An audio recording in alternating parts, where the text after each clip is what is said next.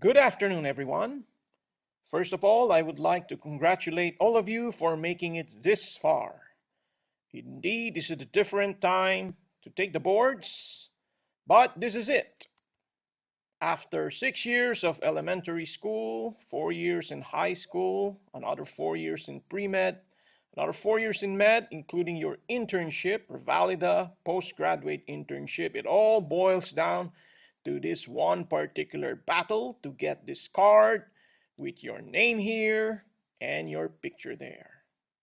The board exams. Of course, we always aim for 100% passing, and I wish that you all always strive to aim to give your 100%, of course, unless you are donating blood.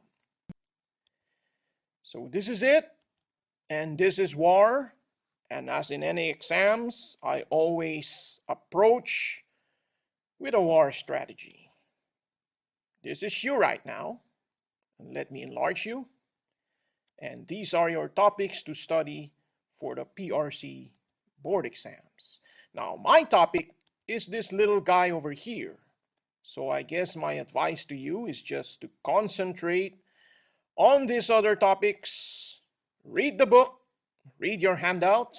If you took your medical school internship seriously, and you probably listened to my talk today, you'll be fine. I certainly hope so. But as they say, whenever you're going to face your battles, it all begins with strategy. And every battle is won before it is fought. Tactics win battles, but it is the strategy that wins wars. So how are you going to pass the PRC exams in 80 days? This is my strategy. 40 days, read the must-know topics, review basic subjects, maybe read reviewers. In the next 40 days, you should just allot to answering questions. 4 days prior, just review and just have fun the day before the exam. So our outline for today's review would be must-know cardiovascular topics that include the cardiac cycle, which probably you have encountered in your physiology, cardiac anatomy and physiology, cardiac history and physical exam. Of course, the must-know cardiovascular diseases like hypertension, coronary artery disease. Now, of course, the other important topics are heart failure, cardiovascular drugs, which you took in your pharmacology, and miscellaneous topics, which include rheumatic heart disease. What we're going to do is just present to you multiple choice questions, which we will try to answer and discuss. Of course, the board exams do not have true or false questions, but we will discuss them for purposes of discussion. And high-yield flashcards, as well as short discussions on important topics, focusing on the following aspects.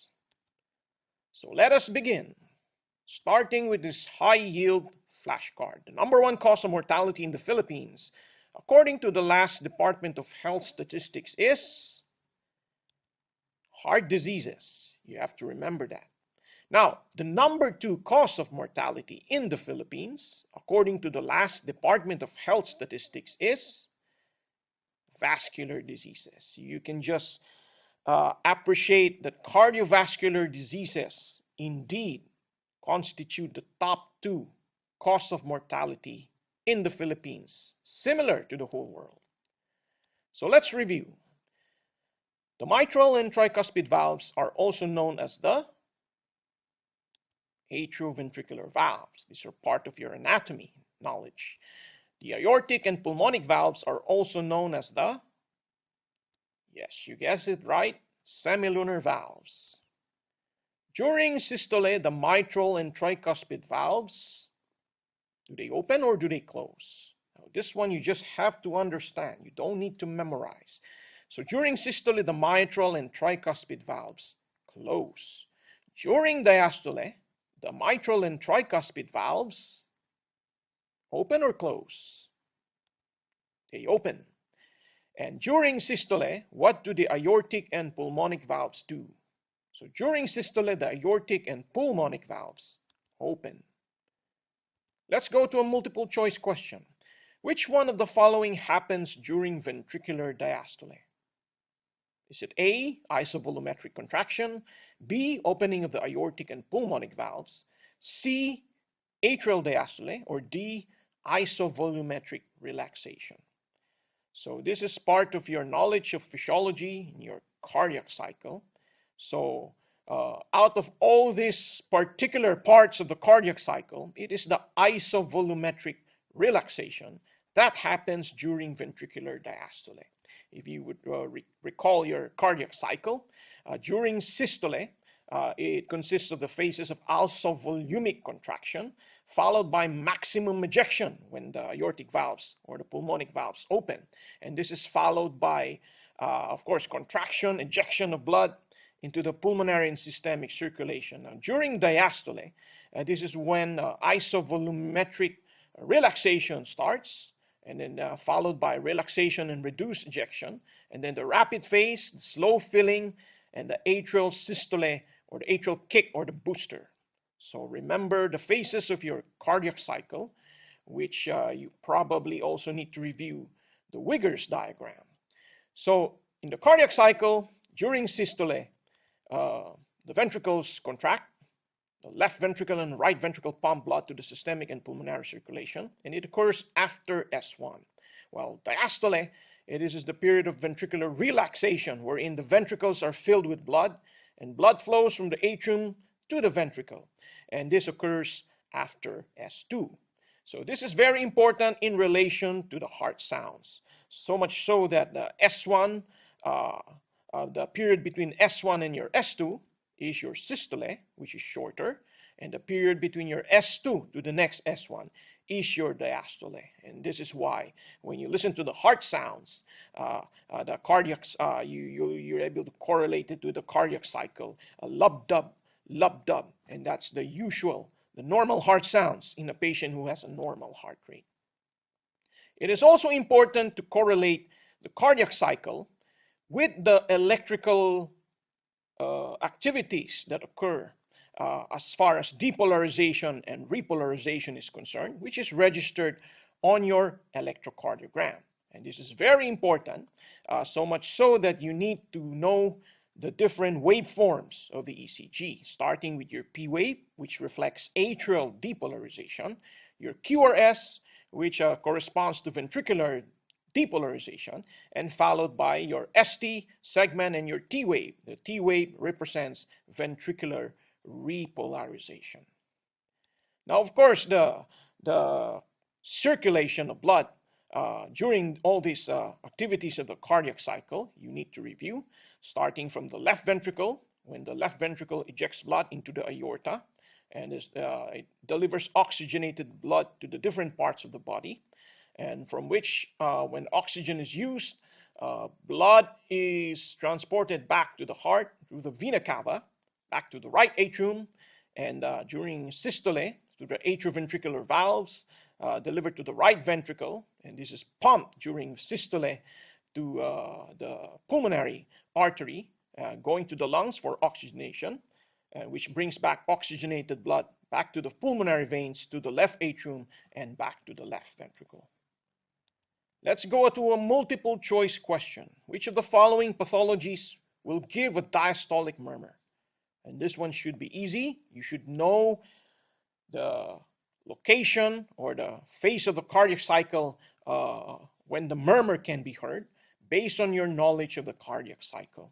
So the answer here is letter D. It's mitral stenosis, because during diastole, your mitral valve should be open. And so you hear a murmur, and it is mitral stenosis. So a review of your murmurs. So systolic murmurs when heard in the apex. Of course, when you're talking of the apex, you're talking about the mitral valves. And when you hear a systolic murmur, this is a time when the mitral valve should be closed, but you hear a systolic murmur, then the lesion corresponds to mitral regurgitation. And the typical mitral regurgitation murmur is a hollow systolic blowing murmur.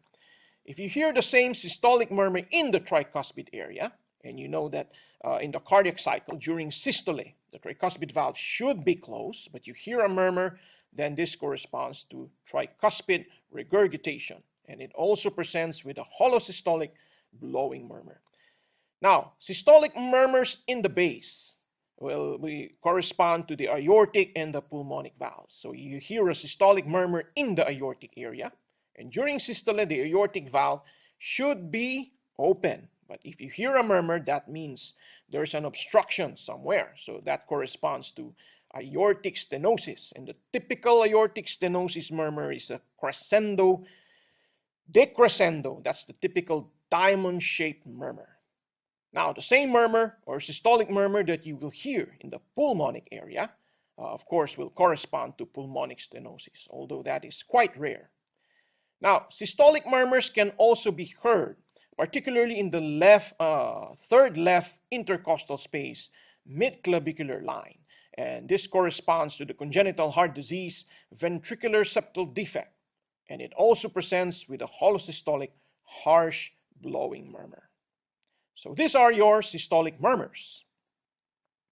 When you talk about diastolic murmurs, of course, let's go back to the apex and to the mitral area. If you hear a diastolic murmur in the mitral area, and you know that during diastole, your mitral valve should be open, but you hear a murmur, and so the lesion is mitral stenosis. And the typical mitral stenosis murmur is a diastolic rumbling murmur. Now, the same diastolic murmur that you can hear in the tricuspid area also corresponds to tricuspid stenosis. Now, it's important to know that tricuspid stenosis is actually rare. If it occurs, usually there's concomitant mitral stenosis. Now, going to the base, during diastole, in the aortic area, the aortic valve should be closed during diastole. So if you hear a murmur, then that is a regurgitant murmur corresponding to aortic regurgitation. And the typical aortic regurgitation murmur is your decrescendo murmur. Now, the same murmur in the pulmonic area, of course, will correspond to your pulmonic regurgitation murmur, also known as your Graham-Steele murmur. Moving over to the examination of the heart, if you review your Medicine 1, of course, you have three parts consisting of inspection, followed by a palpation, and an auscultation. Take note that percussion does not really occupy a significant part of the examination of the heart, although it is discussed in the books, and it may be done. So, multiple choice question. In the examination of the precordium, the presence of one visible precordial pulsation is termed, what do you think? So the answer here is dynamic precordium. Right? So dynamic precordium means you have one visible precordial pulsation. The normal apical impulse is located where, and what is its characteristic? Is it at the level of the fifth left intercostal space, mid-axillary line, felt only on two intercostal spaces, is small and feels like a gentle tap, or rises and retracts quickly by the first half of diastole? So the correct answer here is, since you're talking about normal apical impulse, it is small and feels like a gentle tap. Another multiple choice question. A patient presents with a diffuse and sustained apex beat at the sixth left intercostal space, anterior axillary line. So which of the following is true regarding this finding? What is the correct answer? So if you're dealing with a sustained apex beat at the sixth left intercostal space, anterior axillary line, this means that the patient has left ventricular dilatation and hypertrophy. Which of the following cardiac auscultation findings is a normal finding? So read through the choices and think of the answer.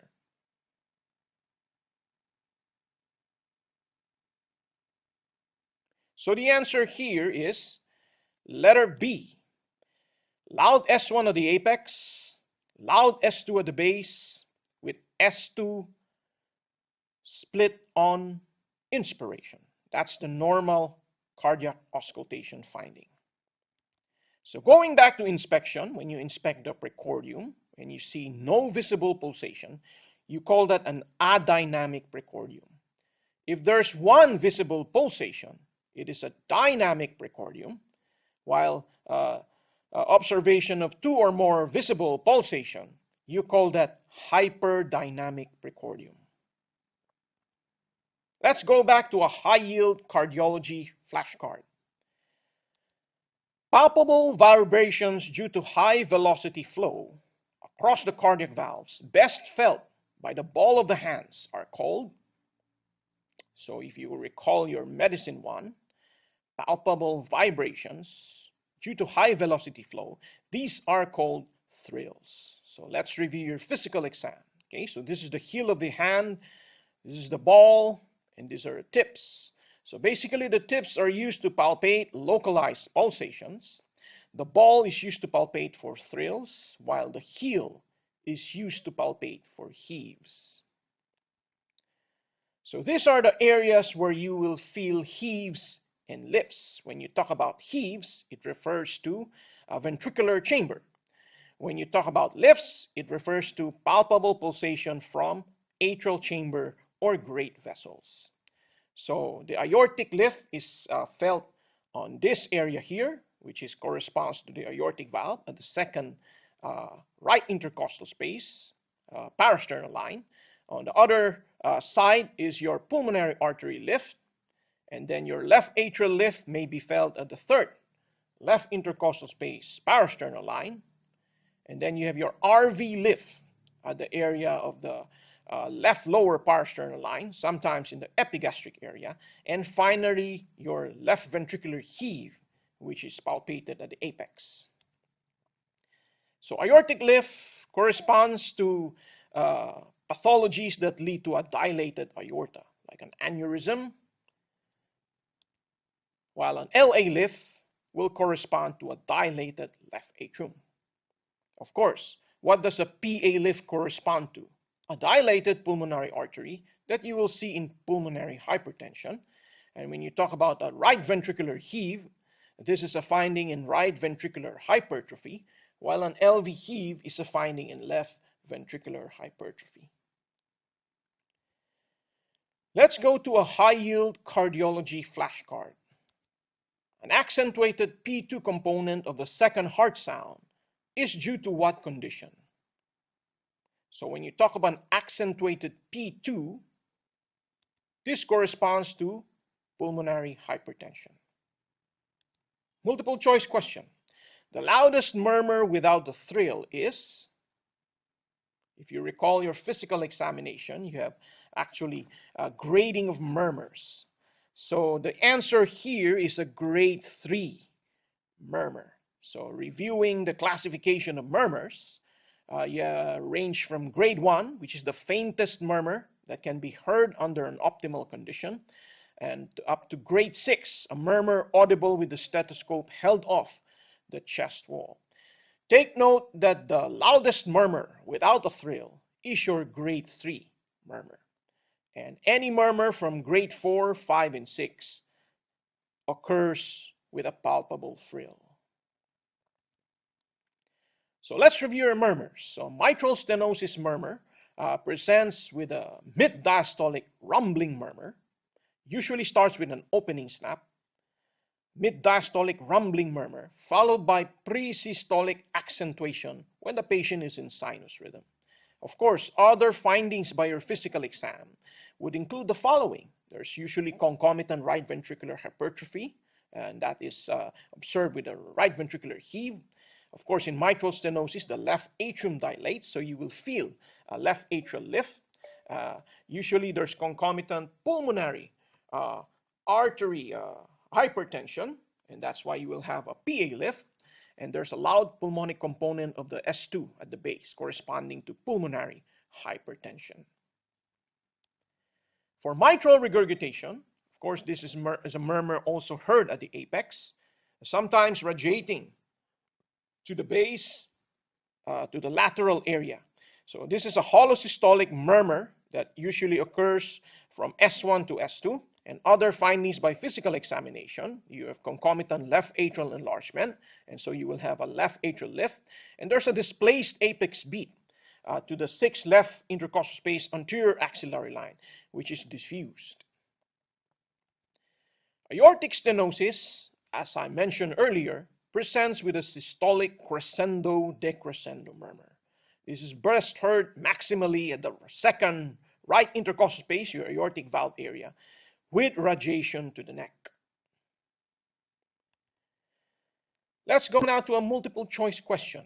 Which among the following would have a positive Carvalho sign? Now, this one is a must know for you if you recall your Medicine 1. When you talk about Carvalho sign, it means there is a murmur that is heard and accentuated during inspiration. So the Carvalho sign is a sign for right-sided murmur. So the answer here is a tricuspid regurgitation murmur. So tricuspid regurgitation murmur presents with a holosystolic blowing murmur located at the left lower parasternal area. And other findings by physical exam, there's a positive Carvalho sign, meaning the murmur gets accentuated or louder during inspiration. Severe tricuspid regurgitation will cause changes in your JVP, and this will be seen as a large V wave, which corresponds to atrial, the period of atrial emptying. And then you have systolic pulsation of the liver.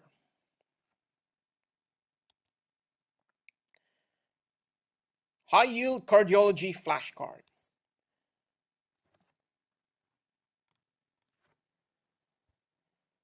So tricuspid regurgitation murmur presents with a holosystolic blowing murmur located at the left lower parasternal area.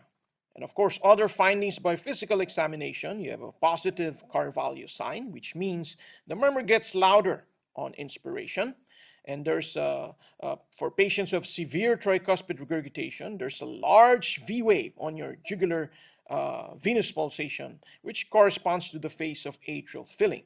And there's sometimes a systolic pulsation of the liver for patients who have severe tricuspid regurgitation. High-yield cardiology flashcard. How do you accentuate a mitral stenosis murmur? So you remember your physical diagnosis. For mitral murmurs, the maneuver to accentuate is to have the patient lie on the left lateral decubitus, or have the patient lie on his left side. How do you accentuate an aortic regurgitation murmur? So for aortic regurgitation murmur, murmurs at the base, you have the patient sit up and lean forward. Now, Valsalva maneuver is very important.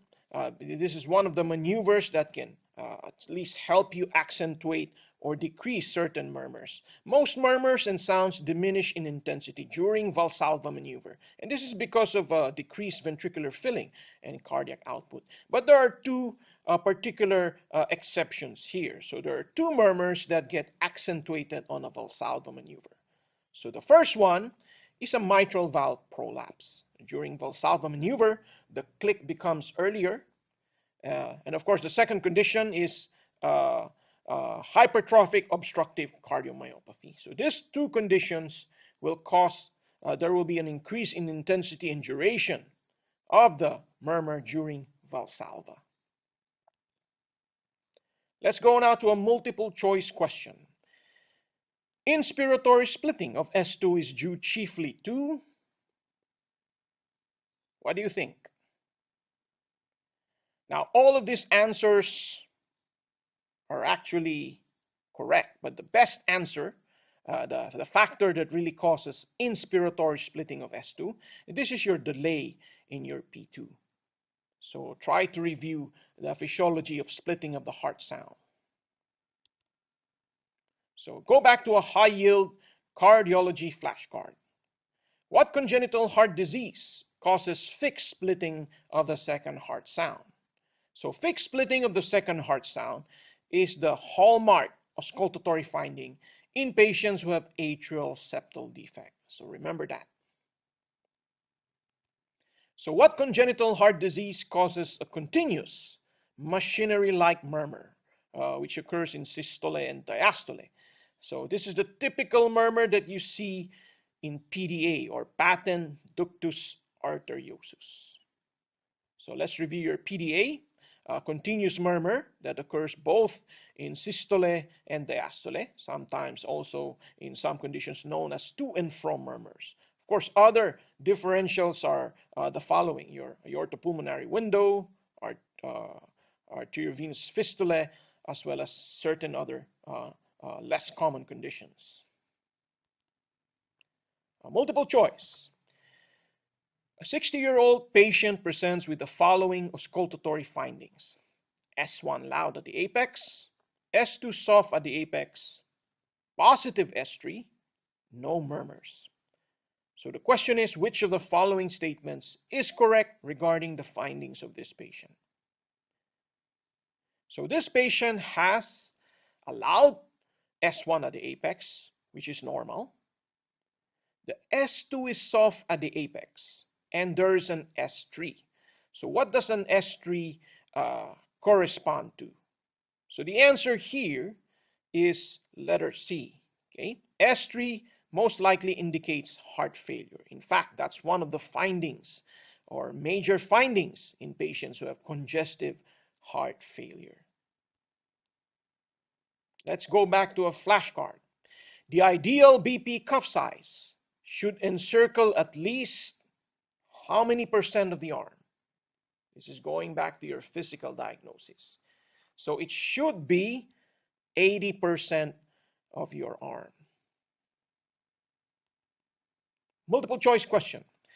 The diastolic blood pressure measured should it be the pressure at which the brachial pulse is first heard on auscultation, or the pressure at which the brachial pulse disappears on auscultation, or should it be the pressure at which the brachial pulse gets muffled, or at which the brachial pulse starts to get weak on palpation?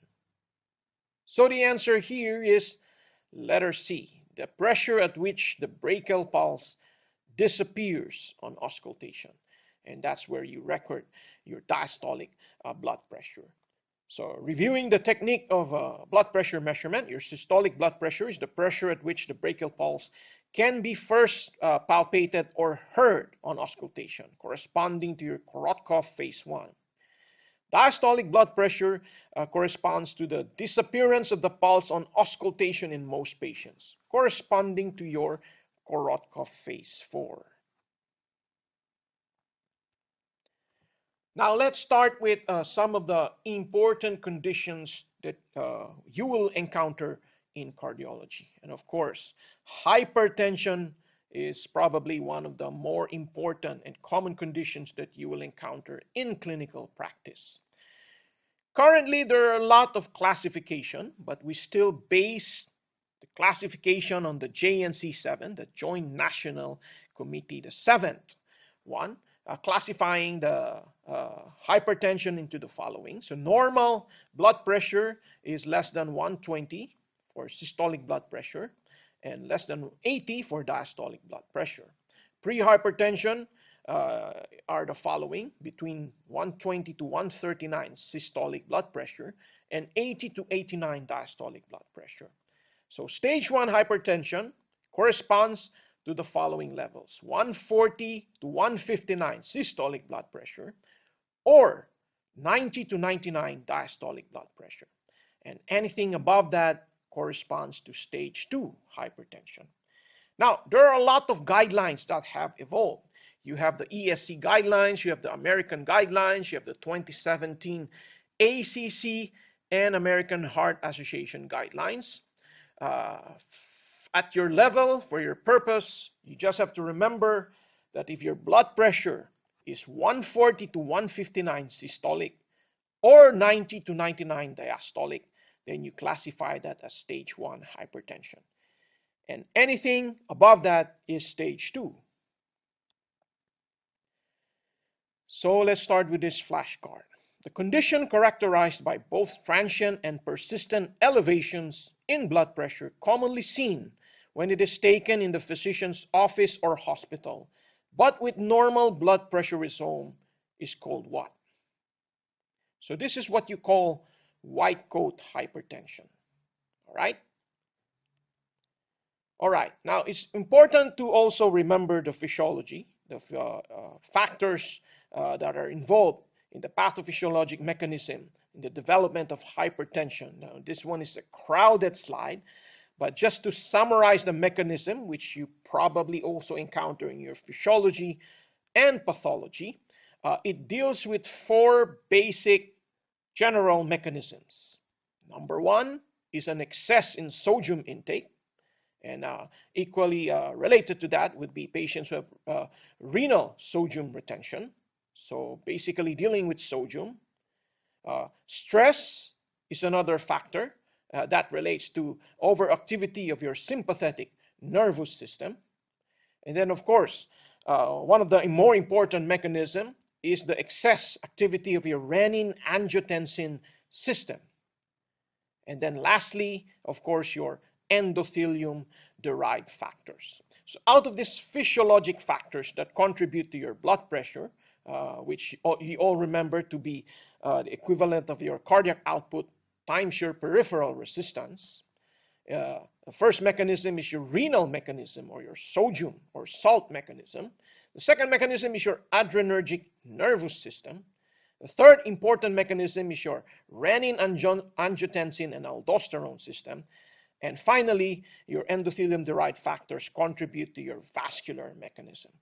So knowing these pathophysiologic mechanisms, you will be able to remember the drugs that you will give for hypertension, consisting of your diuretics that will target the renal or sodium mechanism, your beta blockers or adrenal or alpha blockers that target your adrenergic nervous system, and of course, important would be your ACE inhibitors and your ARBs, your angiotensin receptor blockers.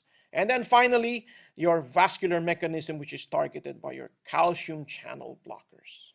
All right? A multiple choice question. Which statements regarding blood pressure are true?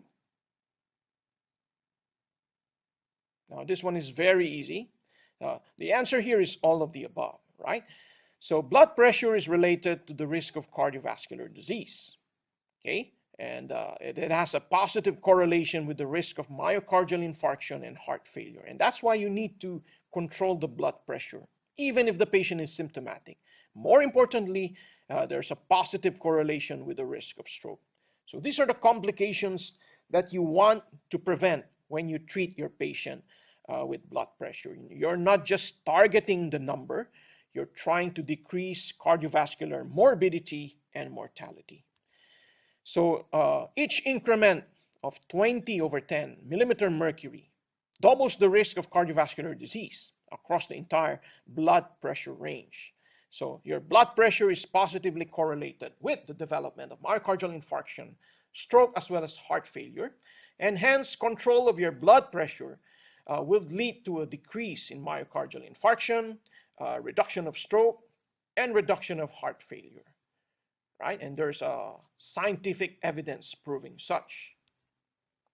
So the objectives in the evaluation of patients with documented hypertension include the following.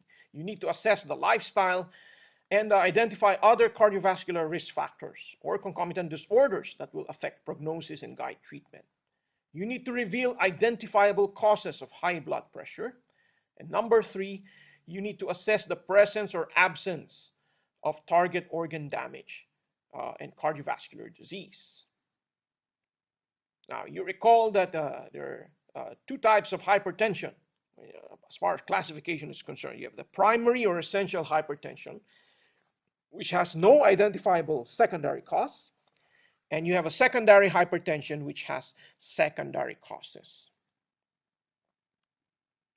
So the most common type of hypertension in the total population is your primary or essential hypertension. So in the whole population, your primary or essential hypertension constitutes the predominant or the majority. Now, what about the most common type of hypertension in the young? Now, the answer here is still primary or essential hypertension. right?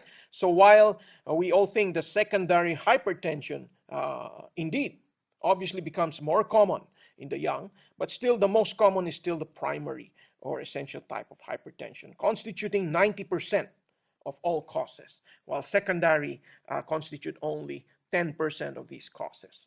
It's very important to also know some of the secondary causes of hypertension, and that can be remembered with this particular mnemonic. So you have Cushing syndrome or chronic steroid treatment. Of course, some of the other hormonal causes, neurohormonal causes. You have your hyperaldosteronism, which you term this as Conn syndrome, coarctation of the aorta, pheochromocytoma, thyroid and parathyroid diseases. You have effects or side effects of drugs like your nonsteroidal anti-inflammatory drugs, some of your sympathomimetics. Of course, renal disease is a very important common secondary cause of hypertension. It's actually the most common. And then, of course, sleep apnea is something that you need to work up a patient who has uncontrolled hypertension. So it is one of the secondary causes of hypertension. Now, the target organ damage is what you want to prevent when dealing with this particular group of condition. You want to prevent stroke or transient ischemic attack. You want to prevent retinopathy.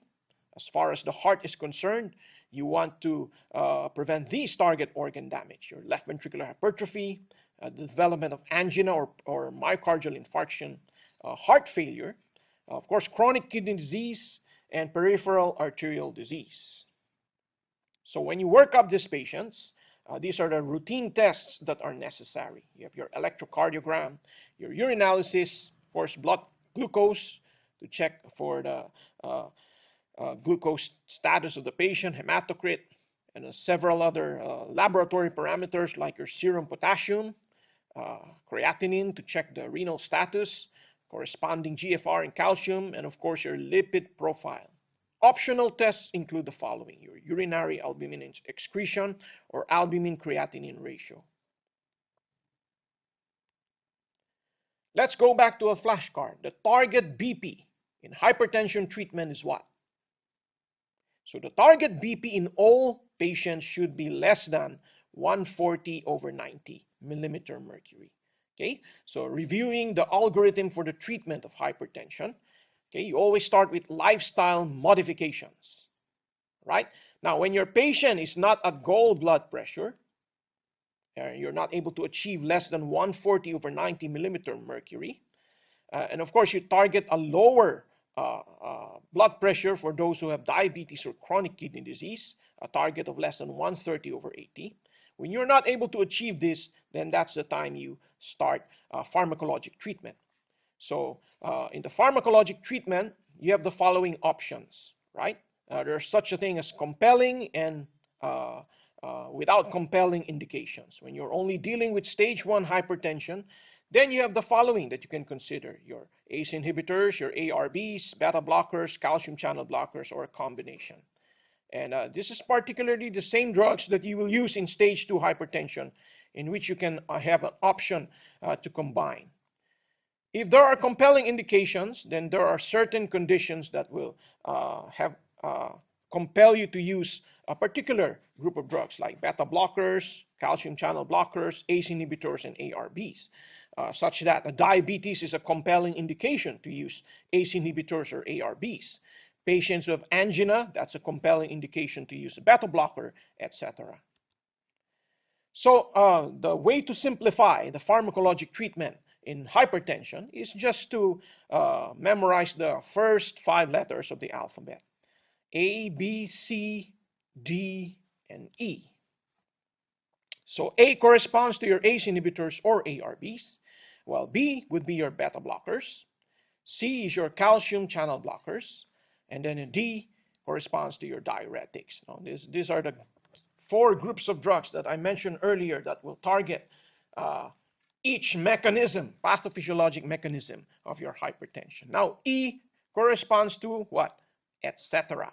So these are your alpha blockers, centrally acting agents. So what are the examples of your of your particular pharmacologic treatment. So as I mentioned, your ACE inhibitors or ARBs will target your renin-angiotensin-aldosterone system. Your beta blockers target your autonomic nervous system, your adrenergic nervous system. Your calcium channel blockers will target your vascular mechanism. And your diuretics will be for your intravascular volume, the renal and sodium mechanism. And that's the reason why in a lot of patients we combine certain drugs to target two mechanisms, and you'll end up with better efficacy and outcomes. So try to remember your antihypertensive drugs in your pharmacology. Of course, your ACE inhibitors are your prils, and in the market you have your enalapril, captopril, ramipril, imidapril, lisinopril. When you talk about your angiotensin II receptor blockers, these are your sartans. No? So your ARBs are your losartan, valsartan, telmisartan, eprosartan. And then beta blockers, of course, are your olols, right? So remember your metoprolol, atenolol, carvedilol, and so on. Calcium channel blockers, you have several types. Okay, you have your dihydropyridine, exemplified by your amlodipine, felodipine, nifedipine, manidipine, and your non-dihydropyridine, your diltiazem and verapamil. So review your pharmacology. Then you have your diuretics, your thiazides, your loop diuretics such as furosemide, and some other diuretics like indapamide, and your potassium-sparing diuretic, which is your spironolactone. And of course, part of your etc. are your central adrenergic blockers, exemplified by your clonidine and methyl dopa, direct vasodilators, hydralazine, minoxidil, and your alpha blockers, your zosins, no? Your prazosin, terazosin, doxazosine. So let's go to a multiple choice question. The antihypertensive drug of choice for hypertensive patients with previous myocardial infarction and intermittent anginal episodes is. So this is the compelling indication that I mentioned to you. So if your choices are this, the best answer here is your beta blocker.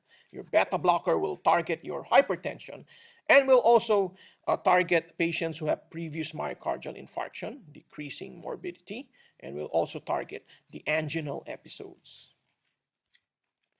The preferred antihypertensive agent for diabetics with nephropathy. What is the answer?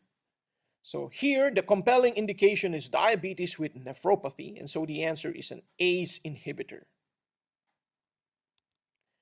Next, the preferred antihypertensive agent for diabetics with chronic kidney disease. The answer is also an ACE inhibitor. So even diabetics with chronic kidney disease, that's an ACE inhibitor.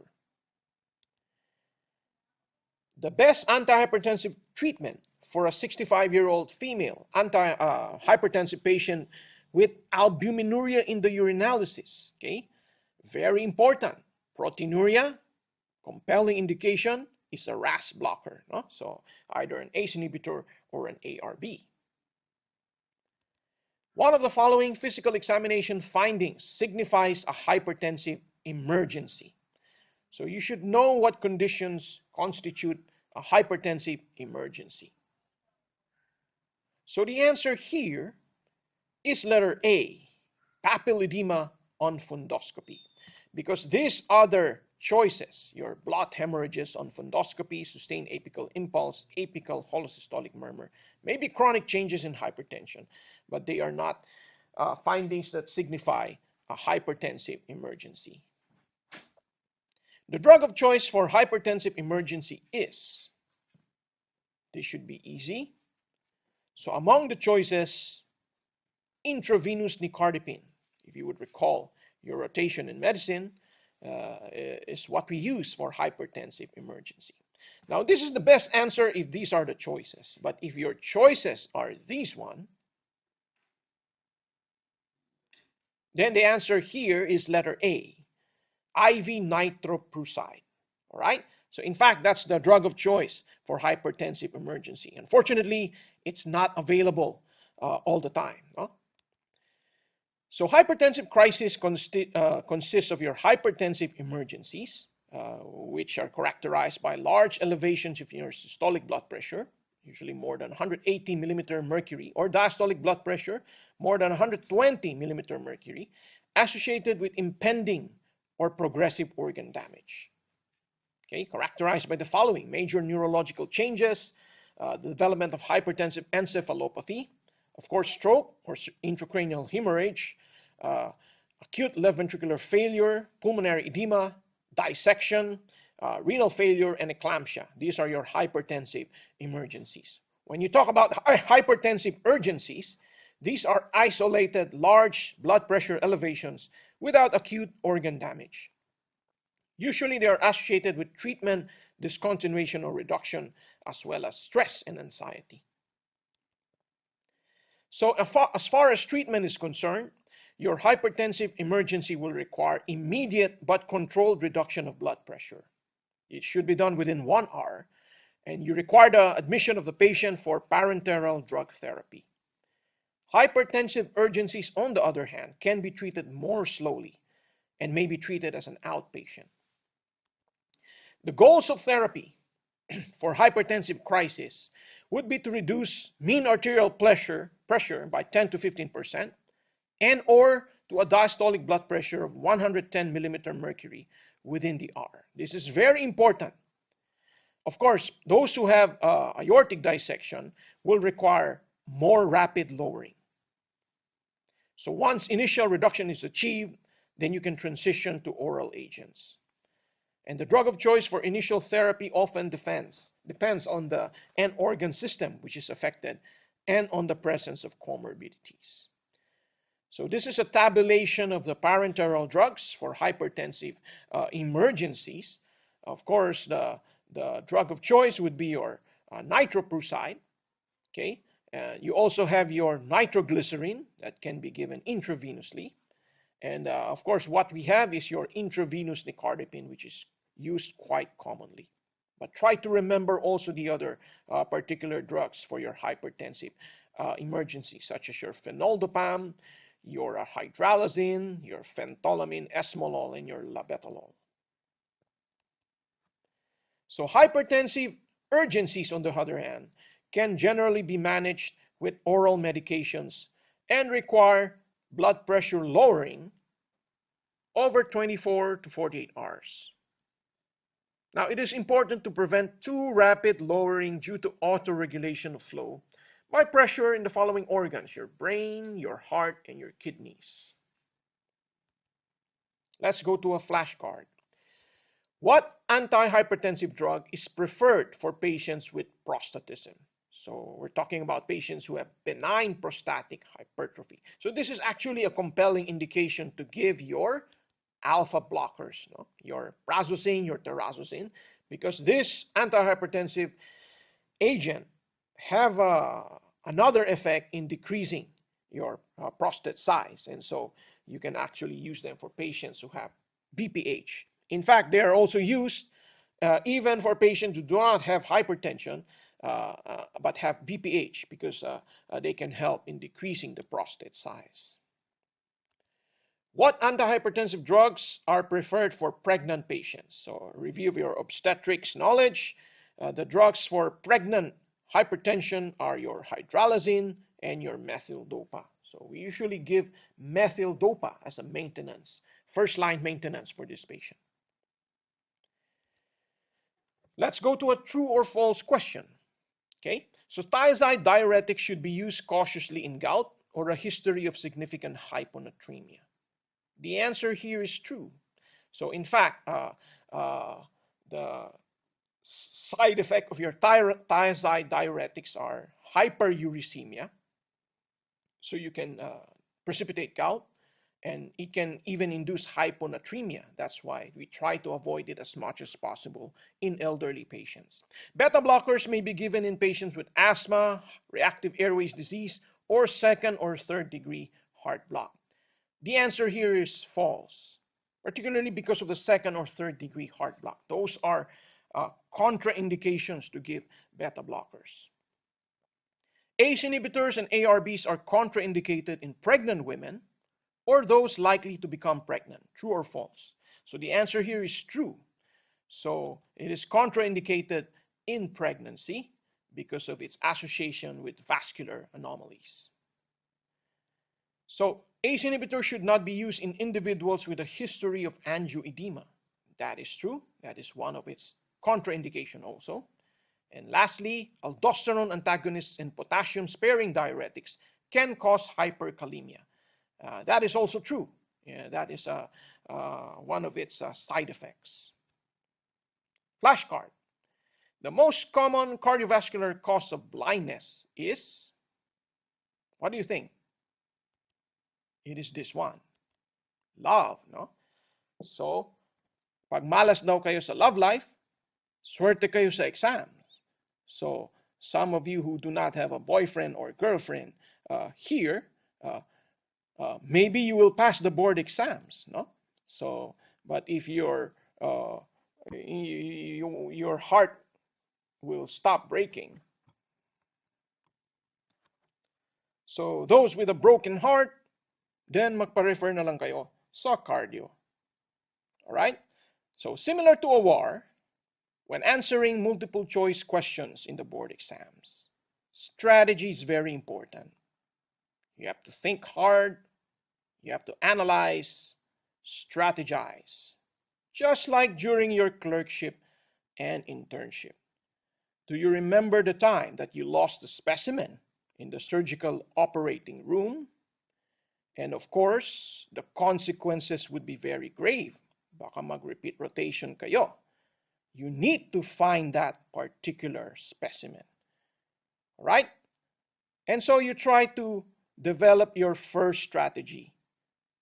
Palitan na lang natin ng sa atin. Ano ba yung specimen? First strategy.